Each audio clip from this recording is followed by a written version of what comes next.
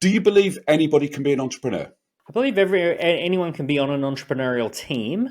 I define an entrepreneurial team as kind of less than 150 people, direct report to a founder would be entrepreneurial team. Really kind of like juggling things into existence. It's the really entrepreneurial part is those first 10 people who kind of get something off the ground.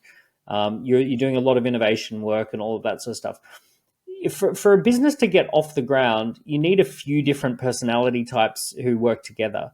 So you've got the visionary who gets a lot more credit than most, but they're pretty useless without the other personalities. So I'm a founder and I'm a visionary type founder.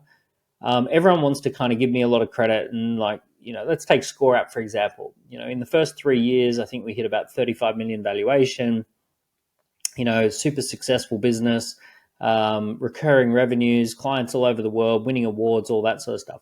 A lot of people go, "Oh, Daniel, you're brilliant. You're amazing." Well, not really, because Steve Oddie is the actual brains of the operation. I'm just the mouthpiece. So I'm the visionary founder who said, "Wouldn't it be cool if we could do this?" Steve's the guy who said, "I can actually do this." So he's the CTO who builds the technology and puts together the dev teams and has the daily huddles and stand-ups with all the teams. And I just roam around bumping my gums on podcasts, talking about whatever pops into my head.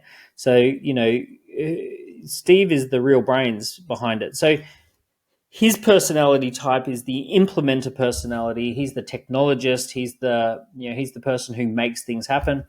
Behind the scenes for me, I've got a guy called David, who's my CFO. He's, financial forecasting. He's working with when I find a new investor who wants to invest, David actually onboards them and makes sure that they're clear about the whole plan, and he's created that financial plan. I've got someone on my team who's just come into the new role as the chief operating officer. So Zara's just joined our team. Ever since Zara's been with us for the last 3 months, I haven't had to worry about a thing when it comes to the operations of the business. So, you ask, can anyone be an entrepreneur?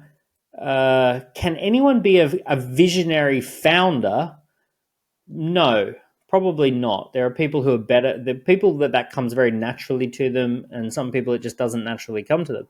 But anyone can get close to a visionary founder and actually backfill like crazy and do the work of becoming a valuable business.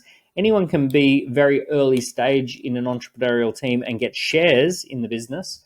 Anyone can negotiate equity in a business and say, I'm going to fill these gaps in exchange for equity. So that's definitely the case. And most people don't even want to do the bit that I do.